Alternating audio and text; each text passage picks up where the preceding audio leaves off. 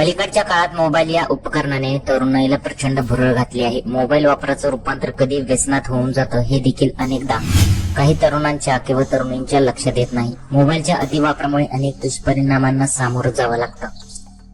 ही घटना जळगाव मधील आहे. शिक्षक भरत पाटील हे रामानंद नगरातील नंदनवन कॉलनीतील वास्तव्यास आहे. त्यांची 12 वर्षाची मुलगी परी मोबाईल खेळत असताना आईने तिच्या जवळील मोबाईल घेत अभ्यास करण्यास सांगितले.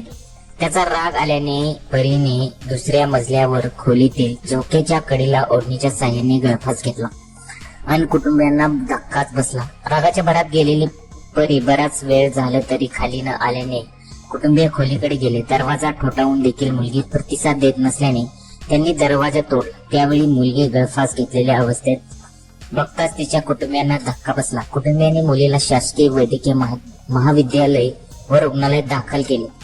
मोबाईलच्या व्यसनामुळे अनेक अशा घटना घडलेल्या आहेत. अनेक प्रकारचे अपघात सुद्धा मोबाईलमुळे होतात. त्यामुळे अनेकांनी काळजी घेतली पाहिजे अशा सुद्धा कमेंट्स बऱ्याच लोकांनी केलेल्या आहेत. ऐन मकर संक्रांतीच्या दिवशी असं घडल्याने अनेक लोक हळहळ व्यक्त करत आहेत.